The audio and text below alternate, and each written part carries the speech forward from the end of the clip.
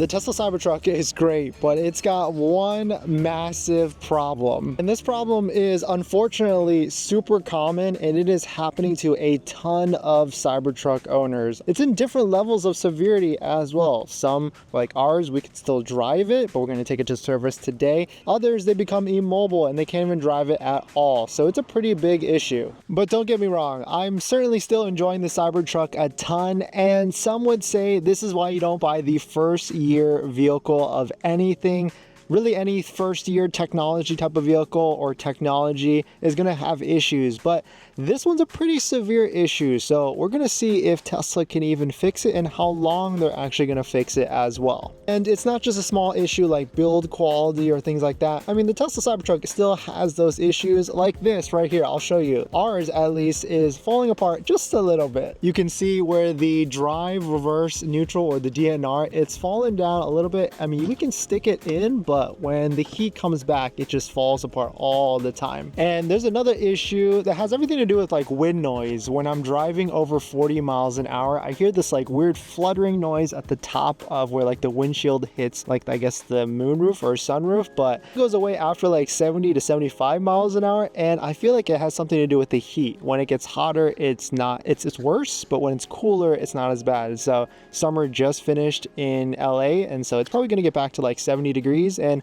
I'm not hearing it as much. But either way, I'm going to get Tesla to try and take a look at that as well. Here's the biggest issue, and it's actually this right here. Of course, in the dual motor, there is a front motor of the Tesla Cybertruck and a rear motor of the Cybertruck. And just the other day, I was just driving around on our way to go play some pickleball, and I felt a jud, or like I felt it kind of stutter, and then I got this crazy warning message on the screen. I'll show you exactly what it is. The good thing, I was still able to drive it to where I went to, and on top of that, we've still been driving it kind of up to like 65 miles an hour wherever I'm going. But whenever I put in to drive now, it says rear motor disabled, okay to drive, vehicle speed and power may be limited. And that's actually what's happening right now. I cannot drive over 65 miles an hour, and I guess only the front motors are powering the truck by itself, and so it's not as fast, and I can't go over 65 miles an hour. So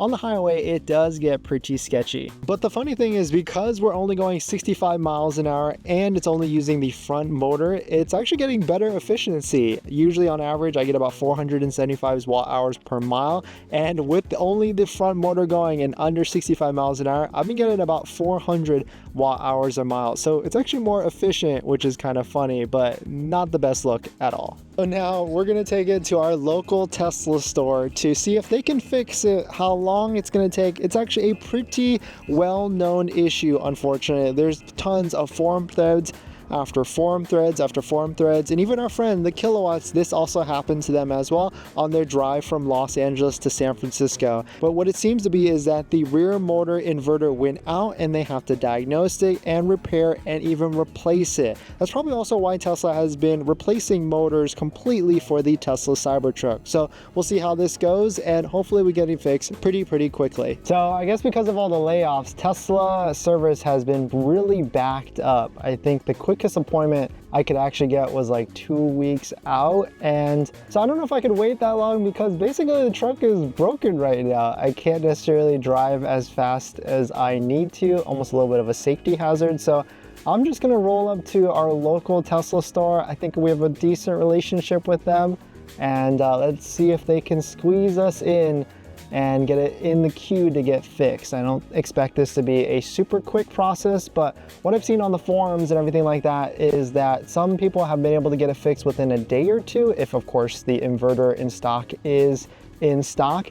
Some people have had to wait as long as a week. I noticed on the Kilowatts post, he went to Tesla San Francisco, and it took about a week for them to actually fix, diagnose, and replace the actual inverter. So hopefully it takes quicker than that, but at the same time, you never know what could happen. And on top of that, we don't even know if they can ingest us. And on top of that, we don't even know if they could take us in today. So let's get on our way, and fingers crossed that our truck won't brick on the way there, and we'll be able to get there, drop it off, and also get home. And most importantly, hopefully we get some sort of loaner or Uber credits or something like that, just so we can get home.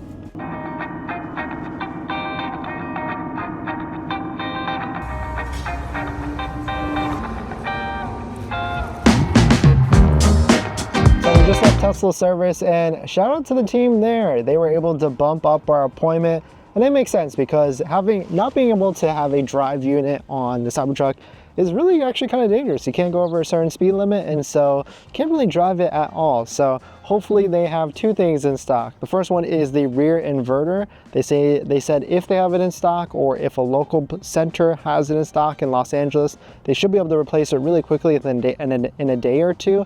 But if they don't have that in stock, then it might be a little longer. And the second thing, of course, is the motor. If they have that, which they probably won't, then they'll be able to replace that as well. Today's Friday. I know it's over the weekend, so they put Tuesday for pickup, but we'll see how quickly or slowly it actually is. And on top of that, they were able to hook it up with a brand new, or I guess 4,000 mile Tesla Model X. And what's really cool is this is a 7-seater as well. And there's one thing about this Model X that's different for sure, and actually it really threw me off when I first got into the Tesla Model X, is this is the first one that I've experienced with this round steering wheel, and it's a massive round steering wheel as well. And I've never been in, I don't think this is white interior, I think this is like the cream interior, which I kind of like actually. It's pretty luxurious and very plushy feeling for sure. But again, shout out to the team at Tesla Service, and let's see how long it takes. And of course, we'll give you updates along the way. So it's been 1 week since we dropped off the Cybertruck, and it's not necessarily Tesla's fault because they didn't have the parts in stock, and so they had to ship it from another Tesla service center, but they actually replaced a ton. Let's pick it up first, and I'll go over everything that they did, but they did more than I thought they would actually do. But we're gonna head over to Tesla Service right now and pick up our Cybertruck. We're still in the loaner right now, the Model X, which has been fantastic, but can't wait to get back into our Tesla Cybertruck. And sorry if the rest of this video is just a ton of AC noise. It's 101 degrees right now in California, so I need to run the AC while I'm in the car. And pull it up, it's right there, you can see it. Man, it's gonna be so nice to be getting back into a Tesla Cybertruck. So what's really cool, if you've never dropped your Cybertruck off at service or have done Tesla service, all you do is basically jump out of your loaner into your Tesla vehicle, and then you're on your way. There's a couple things I need to get out of the Tesla Model X loaner and put into the Cybertruck, so let's go ahead and do that. And then I'll go over everything that was done for the Tesla Cybertruck. So the one thing I did want to do, because there was a lot of different things that were replaced in the Cybertruck and it's supposed to be more efficient, I went ahead and reset one of my trip computers. This is the trip computer from since the beginning. We've got 12,325 miles, and the average efficiency is 465 watt-hour per mile. So I'm gonna go ahead and reset it, and we'll see over the next week to see if these new motors and inverters are more efficient or not. So right off the bat, I just drove a couple miles to a parking garage so that we didn't have to keep running the AC like crazy, and hopefully you guys can hear me a little bit better.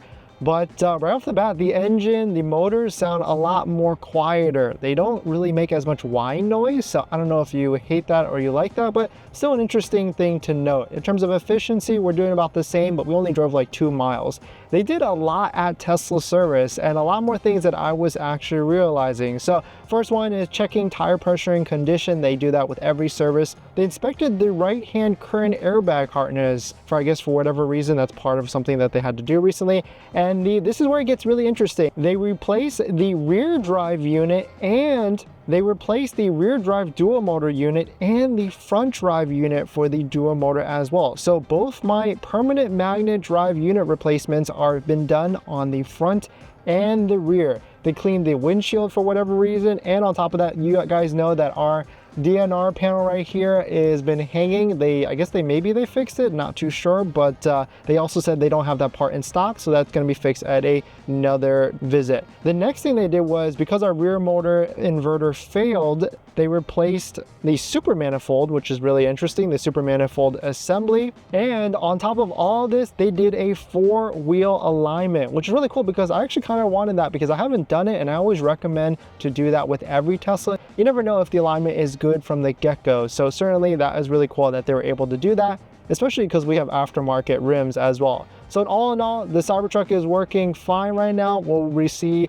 over the next week or so how it actually is, how it actually performs, and of course, more importantly, the efficiency of it. But really cool, and shout out to the team for being able to get this done in 1 week, because I know it can take a little bit of time. I know some other owners have been able to get it done with the stock if the parts are in stock in under a couple of days. But because the service center didn't have the parts, they had to get it from somewhere else, so it did take a little bit longer. You don't want anything to be damaged with it. On top of this Cybertruck definitely needs a bath. It's super dirty, and we need to figure out when we're going to take this to get it washed, because we are going to a car meet tomorrow. It's been a couple days since we got the new motors, both front and rear, on the Cybertruck, and they're supposed to be more efficient. One thing's for sure is they sound different. Like, there's a little bit of like a different whine to it. It's interesting, but I'm curious to see like how efficient this is or isn't. But we're actually about to go on a little bit of a road trip today. We're going all the way down to Irvine to go to EV Fest.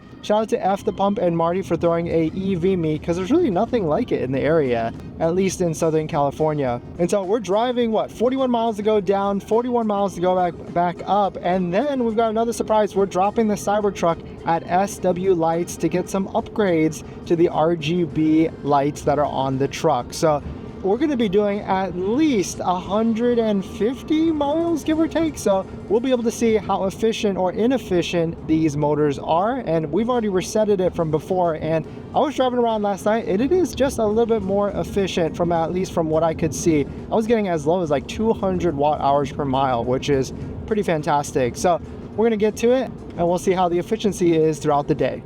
And we charged it to 100% last night, so we'll have enough range throughout the day. Oh, look at that, a black Cybertruck. Black, I feel like, is the most wrapped color in existence for the Tesla Cybertruck. It's like everybody goes with black. And I think what it is that people will get the Cybertruck, they're like, oh, well, it's already like a loud statement, so let me just wrap it black so I can blend in a little bit. And also black looks great.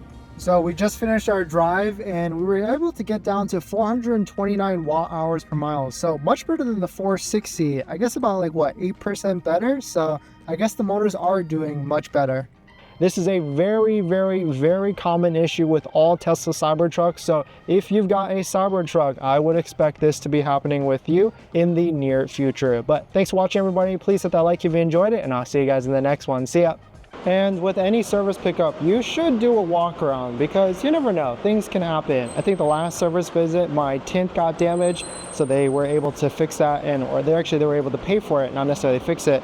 But just doing a quick walk around to make sure everything is good with the car, especially because we just got this colored PPF that's, you know, fantastic looking.